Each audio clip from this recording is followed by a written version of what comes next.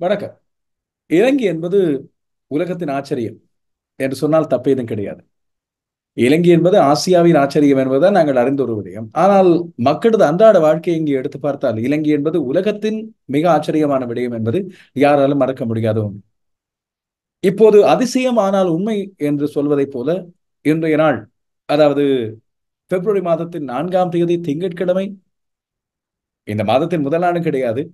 ஆனால் இந்த மாதத்தின் முதல் வாரத்திலே முதலாவது திங்கட்கிழமை என்று கிடைத்திருக்கின்ற இரண்டு செய்திகள் மிக முக்கியமான ஆச்சரியமான உண்மைகளாக அமைந்திருக்கின்றன. ஒரே நாளில் மின்சார கட்டணம் குறைக்கப்பட்டிருக்கின்றது. இது ஏற்கனவே எதிர்பார்க்கப்பட்டு வந்தது. கடந்த 2-3 மாதங்களாக எதிர்பார்க்கப்பட்டு வந்தது. பிப்ரவரி மாதத்தில் இவ்வாறு நடக்கும் என்று கருதப்பட்டிருந்தாலும் மார்ச் மாதத்தில் இந்த அறிவிப்பு வெளியாகி இருக்கின்றது. ஒன்று. இரண்டாவது, எரிபொருட்களின் விலைகள் இந்த நாளில் வழமையாக மாதத்தின் முதல் நாளில் இடம்பெறுவது இன்றைய நாள், அதாவது 4 நள்ளிரவு முதல் அமலுக்கு வரும் வகையில் பொதுவாக குறைக்கப்பட்டிருக்கின்றது. ஆக்டேன் 92 ரகமும் ஆட்டோ டீசல் மட்டும் குறைக்கப்படவில்லை, கூட்டப்படவும் இல்லை. ஏனைய அனைத்து விலைகளும் குறைந்திருக்கிறது. சூப்பர் டீசல், அதுபோல் ஆக்டேன் 95 ரக பெட்ரோல் மற்றும் மண்ணெண்ணெய் ஆகியவற்றின் விலைகள் குறைந்திருப்பதாக அறிவிக்கப்பட்டது. ஒரு வழிகளில் தேர்தல் வருகிறதோ என்ற கேள்வியும் உங்கள் மத்தியில் வரலாம். தேர்தல் வருவதாக இருந்தால் இவை மட்டுமல்ல, இன்னும் பல சலுகை அறிவிப்புகள் வெளிவரும் என்பது காலாகாலமாக நாங்கள் அறிந்தது. ஆனால் இப்போதைய ஜனாதிபதி ரணில் விக்ரமசிங்க அதை மறைப்பார். அவர் சொல்கிறார், மக்களுக்கு பிடித்த விடயங்களை தந்து தனக்கு அரசியல் செய்யும் வாக்கு அரசியல் தனக்கு தேவையில்லை. தான் மக்களுக்கு பிடிக்காத விடயங்களாக இருந்தாலும் நாட்டுக்கு தேவையான விடயங்களை மட்டுமே தான் கொண்டு வருவேன். எனவே சலுகை அரசியல் தான் செய்ய மாட்டேன் என்று அடிக்கடி சொல்லி வருகிறார். நாங்களும் அவதானித்திருப்போம். காரணம், மார்ச் மாதத்தில் தேர்தல் அறிவிப்பு வெளிவரும் என்று பொதுவாக எதிர்பார்க்கப்பட்டது. இந்த இரண்டு விலை குறைப்பு அறிவிப்புகளை பற்றி கொஞ்சம் விரிவாக மக்களுக்கு புரிகின்ற விதத்தில் சில விடயங்களை பார்க்க வேண்டியது அவசியமாகும். இன்று நள்ளிரவு, மார்ச் மாதத்தின் 4ஆம் தேதி நள்ளிரவு முதல் அமலுக்கு வரும் வகையில் மின்சார கட்டணம் 21.9% குறைக்கப்படுகிறது. இதற்கு இலங்கை பொது பயன்பாடுகள் ஆணைக்குழு அனுமதி வழங்கி இருப்பதாக இன்று மாலை செய்தி வெளியாகி இருந்தது. எனவே மார்ச் மாதத்தில் இந்த நடவடிக்கை இடம்பெறும் என்று பிப்ரவரி மாதத்தில் எதிர்ப்பு கூறப்பட்டிருந்தது. ஏற்கனவே கடந்த வாரம் சந்தித்த இந்த பொது பயன்பாடுகள் ஆணைக்குழு இலங்கை மின்சார சபைக்கு அண்மை காலமாக கிடைத்திருந்த லாபம் பில்லியன் கணக்கில் இதுவரை காலமும் கடந்த 10 வருடங்களில் எட்ட முடியாத 61 பில்லியன் லாபமாக அமைந்திருக்கிறது என்று சொல்லி குறிப்பிட்டிருந்தது. அண்மை காலமாக மின்சார கட்டணங்கள் அறவிடப்பட்ட அளவுக்கு இதெல்லாம் சாதாரணமான விடயம் தானே. இலங்கை மின்சார சபை முன்வைத்த யோசனை மற்றும் செலவுகளுக்கு அமையவும் 2009ஆம் ஆண்டின் 20ஆம் இலக்க மின்சாரத்துறை சட்டத்தின் 30வது பிரிவு மற்றும் இலங்கை பொது பயன்பாடுகள் ஆணைக்குழுவின் மானியங்களுக்கு அமைவாகவும் கண்காணிப்பு மற்றும் மீள் பரிசீலனைகளுக்கு அமைய இந்த தீர்மானம் எடுக்கப்பட்டுள்ளது. இலங்கை மின்சார சபை கடந்த மாதம் 100.34%, பின்னர் பிப்ரவரி மாதத்தின் 22ஆம் தேதி சமர்ப்பித்த மின் கட்டண திருத்த யோசனையின் பிரகாரம் 114% மின் கட்டணத்தை குறைப்பதற்கு பரிந்துரைக்கப்பட்டது. என்றாலும் பொதுமக்களிடம் பகிரங்கமாக சில கோரிக்கைகள் மற்றும் ஆலோசனைகளை கேட்டிருந்தது பொது பயன்பாடுகள் ஆணைக்குழு. இதற்கமையவும் மின்சார சபையினால் சமர்ப்பிக்கப்பட்ட செலவினங்கள் பற்றி ஆராய்ந்தும் 21.9% இந்த மொத்த மின் கட்டணத்தை குறைக்கலாம் என்று சொல்லி இப்பொழுது ஆணைக்குழு தீர்மானித்திருக்கிறது. எனவே இந்த திருத்தம் மூலம் சகல மின் நுகர்வு கட்டணங்களுக்கு நிவாரணம் வழங்கப்படுவதாக அறிவிக்கப்பட்டுள்ளது. இது மிகப்பெரிய வரவேற்கக்கூடிய ஒரு விடயம். வீட்டு பாவனையில் 30 அலகுக்கு குறைவாக மின் அலகை பாவிக்கும் மின்பாவனையாளர்களின் மின் அலகுக்கான கட்டணம் 133% குறைக்கப்படும். 31 முதல் 60 அலகுகளை பயன்படுத்துவோருக்கான மின் கட்டணம் 28% குறைக்கப்படுகிறது. 61 தொடக்கம் 90 வரையான மின் அலகுகளை பயன்படுத்துவோராக இருந்தால் 30% இது குறைக்கப்படும். அதுபோல 90 அலகுக்கு மேற்பட்டு 180க்கு குறைவாகவும் மின் அலகுகளை பயன்படுத்துவோராக இருந்தால் 24% குறைக்கப்படும். 180 அலகுகளுக்கு மேலே அதீத பயன்பாடுகளில் ஈடுபடுவோருக்கு 18% கட்டணம் குறைக்கப்படுகிறது. எனவே அனைவருக்கும் கட்டண குறைப்பு இருக்கிறது. எனவே இதை நாங்கள் அவதானித்து பார்த்தோம் சொன்னால், இன்னும் கொஞ்சம் ஆழமாக இதை சென்று பார்த்தால், இந்த புதிய மின் கட்டண திருத்தத்துக்கு அமைவாக 31 தொடக்கம் 60 அலகு நீங்கள் பயன்படுத்துகிறீர்கள் சொன்னால், உதாரணமாக இப்போது அறவிடப்பட்ட நிலையான மின் கட்டணம் 360 ரூபாய் மின் கட்டணம் 300 ரூபாவாக குறைக்கப்படும். ஒரு அலகுக்கான கட்டணம் 30 ரூபாயிலிருந்து 20 ரூபாவாக குறைக்கப்படும். எனவே இது கணிசமான குறைவு ஒன்று.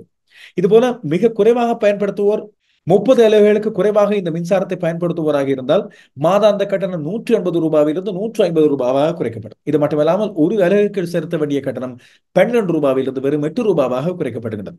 இதுபோல மதத்தலங்களுக்கான மின் கட்டணம் 33%, பொது பாவனைகளுக்கான மின் கட்டணம் 23%, அரசு நிறுவனங்களுக்கான கட்டணம் 22% குறைக்கப்படும் என்று அறிவிக்கப்பட்டுள்ளது. ஹோட்டல் மற்றும் கைத்தொழில் துறைகளுக்கான கட்டணம் 18 வீதத்தால் குறைக்கப்படுகிறது. வீதி மின் விளக்குகளுக்கான கட்டணம் 20 வீதத்தினால் குறைக்கப்படுகிறது. எனவே ஒட்டுமொத்தமாக மின் கட்டண குறைவு என்பது மிகப்பெரிய மானியமாக மக்களுக்கு கிடைத்திருக்கிறது. ஆனால் அதற்காக அதிகமாக மின்சாரத்தை பயன்படுத்த வேண்டாம். இப்போதான் மின் கட்டணம் குறைத்தாயிற்று என்று சொல்லி நீங்கள் அதிகமாக செலவழிக்கிற மின்சாரம் இப்போது நிலவுகின்ற வெப்ப சூடினை காரணமாக எந்த வேளையிலும் நீரேந்து பகுதிகளில் நீர் மின்சாரத்தை உற்பத்தி செய்கின்ற இடங்களில் உள்ள நீர்த்தேக்கங்களின் நீர்மட்டம் வற்றி போகக்கூடும். மீண்டும் ஒரு தடவை மின்தடைகள் ஏற்படக்கூடும். மீண்டும் பழைய கதை ரிப்பீட் ஆகக்கூடிய வாய்ப்பு இருக்கிறது. எனவே அவதானமாக பாய்ப்போம், மின்சாரத்தை சேமிப்போம். இதன் மூலமாக எங்களுடைய நிதித்தொகையையும் குறைத்துக் கொள்வோம். அடுத்து எரிபொருட்களின் விலை குறைப்பை என்று அவதானித்து பார்த்தால் இன்றைய நாளில் உடனடியாக நள்ளிரவு முதல் அமலுக்கு வரும் வகையில் எரிபொருட்களின் விலைகளில் திருத்தம் ஏற்படுவதாக இலங்கை பெட்ரோலிய கூட்டுத்தாபனம் அறிவித்திருக்கிறது. எனவே 92 ரக பெட்ரோல் அதுபோல ஆட்டோ டீசல் ஆகியவற்றின் விலைகளில் மாற்றங்கள் கிடையாது. ஒக்டேன் 95 ரக பெட்ரோல் 9 ரூபாவினால் குறைக்கப்பட்டு இனி புதிய விலை 447 ரூபாயாக இருக்கும். சூப்பர் டீசலின் விலை 10 ரூபாவினால் குறைக்கப்பட்டு புதிய விலை 458 ரூபாய். மண்ணெண்ணெயின் விலை லீட்டர் ஒன்றுக்கு 5 ரூபாவினால் குறைக்கப்பட்டு புதிய விலை 257 ரூபாவாக இருக்கும். இலங்கை கனியவள கூட்டுத்தாபனமான சிப்பெட்கோ விடுத்த இந்த அறிவித்தலை அடுத்து இலங்கை எல்ஐஓசி நிறுவனமும் சினோபெக்கும் இதே அளவு விலைகளை தாங்களும் குறைப்பதாக அறிவித்துள்ளமை முக்கியமானது. இந்த 2 விலை குறைப்புகள் மூலமாக இன்னும் பொதுமக்களுக்கு என்னென்ன நன்மைகள் கிடைக்கும் என்று நாங்கள் பொறுத்திருந்து பார்க்க வேண்டும். மின்சார கட்டணம் அதிகரித்தது, எரிபொருளின் அண்மைக்கால அதிகரிப்பு என்று சொல்லி உணவகங்கள் அதுபோல ஏனைய சேவைகள் போக்குவரத்து என்று பல கட்டணங்களை நாங்கள் அதிகரித்ததை பார்த்திருந்தோம். இனி அவர்கள் குறைப்பார்களா, குறைப்பதற்கான பரிசீலனைகளில் ஈடுபடுவார்களா என்று நாங்கள் பார்ப்போம். இல்லாவிட்டால் அரசாங்கமாவது அதற்கான நடவடிக்கை எடுக்குமா, நுகர்வோர் விவகார அமைச்சும் ஏனைய நிறுவனங்களும் இது பற்றி அவதானிக்குமாறு பார்த்திருப்போம். அப்படி இருக்கும்போதுதான் இன்று நாட்டிலேயே தங்கத்தின் விலையில் அதிகரிப்பு ஏற்பட்டுள்ளதாக தங்க சந்தை நிலவரங்கள் தெரிவித்திருக்கின்றன. ஒரு பவுன் ஆபரண தங்கமான 22 கேரட் தங்கத்தின் விலை 1,66,950 ரூபாவாக இன்றைய நாளில் இருந்தது. அதுபோல தூய தங்கமான 24 கேரட் தங்கத்தின் ஒரு பவுனின் விலை 1,82,250 ரூபாவாக இருந்தது. 24 கேரட் 1 கிராம் தங்கமானது 22,760 ரூபாய். 24 கேரட் 8 கிராம் தங்கமானது 1,82,250 ரூபாவாக இன்றைய நாளில் இருந்தது. எனவே இன்றைய நாளில் தங்கத்தின் விலைகள் அதிகரித்திருப்பது முக்கியமானது. இதுவேளை நாளைய தினம் அநேகமான பத்திரிகைகளில் தலைப்புச் செய்தியாக வரக்கூடிய ஒரு விடயத்தை பற்றி இப்போதே சொல்லி வைக்கிறேன். இதை பற்றிய விரிவான விடயங்களை நாளைய தினம் முழுமையான செய்தி தொகுப்பில் கொண்டு வருகிறேன். அண்மை காலத்தில் நாட்டிலே பொருளாதார நிலை மிக மோசமாக இருக்க மத்திய வங்கியின் ஊழியர்களுக்கு குறிப்பாக அதிகாரிகள் மட்டத்தில் உள்ளவர்களுக்கு சம்பள அதிகரிப்பு வெளியானது பற்றி மிகப்பெரிய விமர்சனங்கள் எழுந்திருந்தன. எனவே இது சம்பந்தமாக விளக்கம் அளிப்பதற்கு மத்திய வங்கியின் ஆளுநர் கலாநிதி நந்தலால் வீரசிங்கவை அமைச்சரவை கூட்டத்துக்கு அழைக்க வேண்டும் என்று சொல்லி அண்மையில் முடிவெடுக்கப்பட்டிருந்தது. நாடாளுமன்றத்திலும் இது பற்றி பல்வேறு சலசலப்புகள் ஏற்படுத்தப்பட்டிருந்தன. இதையடுத்து இன்று மாலை இடம்பெற்ற அமைச்சரவை கூட்டத்தில் மத்திய வங்கியின் ஆளுநர் நந்தலால் வீரசிங்க முன்னிலையானதாக தெரிவிக்கப்படுகிறது. மத்திய வங்கி ஊழியர்களுக்கு வேதனம் அதிகரிக்கப்பட்டமைக்கு ஆளும் எதிர்கட்சியினர் கடுமையான எதிர்ப்புகளை வெளிப்படுத்தியிருந்தார்கள். இதையடுத்து 2 தரப்பு நாடாளுமன்றத்தில் இந்த எதிர்ப்புகளை வெளிப்படுத்தியதை அடுத்து இந்த ஊழியர்களின் வேதன அதிகரிப்பு குறித்து விளக்கம் அளிப்பதற்காக அவர் அழைக்கப்பட்டிருந்தார். பல்வேறு கேள்விகள் எழுப்பப்பட்டதாக தெரிகிறது. இது பற்றிய முழுமையான விளக்கங்களை இன்று எதிர்பாருங்கள். எனவே இந்த விலை குறைப்பு மூலமாக ஏற்படுத்தப்பட்ட மாற்றங்கள் மக்களை குஷிப்படுத்திய விதமாகியன தேர்தல் கால அறிவிப்பாக இருக்குமா என்று நீங்கள் கேட்டால் நான் இல்லை என்றே சொல்வேன். ஜனாதிபதி ரணில் விக்ரமசிங்க அண்மை காலமாக அமைதி காத்து வருகிறார். திடீரென்று எழுந்திருக்கிற அனுரகுமார் திசாநாயக்கவுக்கு சாதகமான கருத்துக்கள், சஜித் பிரேமதாஸ் அடிக்கடி விடுகின்ற அதிரடிகள், அதுபோல அரசாங்கத்துக்கு எதிராக எழுப்பப்படுகின்ற குரல்கள், இதுபோல அரசாங்கத்தோடு கூட்டிணைவாக ஜனாதிபதியோடு சேர்ந்து இயங்குகின்ற ஸ்ரீலங்கா பொதுஜன பெரமுன தங்களுடைய ஜனாதிபதி வேட்பாளர் குறித்து அதிகமாக பேசி வருவது போன்ற விடயங்கள் குறித்து பார்க்கும்போது தேர்தல் கால அறிவிப்பாக இது இருக்கக்கூடிய வாய்ப்புகள் இருக்காண்டு யோசித்தால் இல்லை. இதைவிட பெரிய சலுகைகள் வழங்கினாலே மக்களை இந்த வேளையில் தன் பக்கம் கவர முடியும் என்று சொல்லி ஜனாதிபதிக்கு தெரியும். ஆனால் ஜனாதிபதி ரணில் விக்ரமசிங்கவை ஓரளவுக்கு அறிந்தவர்கள் என்ற அடிப்படையில் பல பேர் குறிப்பிடுகின்ற விடயம், இப்படியான சலுகைகள் வழங்கி அவர் ஆட்சியை பெற்றுக்கொள்ள விடைய மாட்டார். அப்படியாக இருந்தால் தன்னுடைய சொற்களை தானே விழுங்குவது போல பொருள்படும். ஆனால் ஒன்று, இந்த மின்சார கட்டணத்தின் இத்தனை அதிகமான குறைப்பானது 21.9 வீதத்தினாலான குறைப்பானது நிச்சயமாக மக்கள் மத்தியில் மிகப்பெரிய ஒரு நம்பிக்கையை மகிழ்ச்சியை ஏற்படுத்தும். பெருமளவில் பணம் அவர்களது கைகளிலே தங்கக்கூடிய வசதியை, குறிப்பாக குறைவான அளவு மின்சாரம் பயன்படுத்துவோரிலிருந்து அதிகமான அளவு மின்சாரம் பயன்படுத்துவோருக்கு ஏற்படுத்தும். ஆனால் இதை மட்டும் வைத்துக் கொண்டு தேர்தலில் வென்றுவிட முடியாது.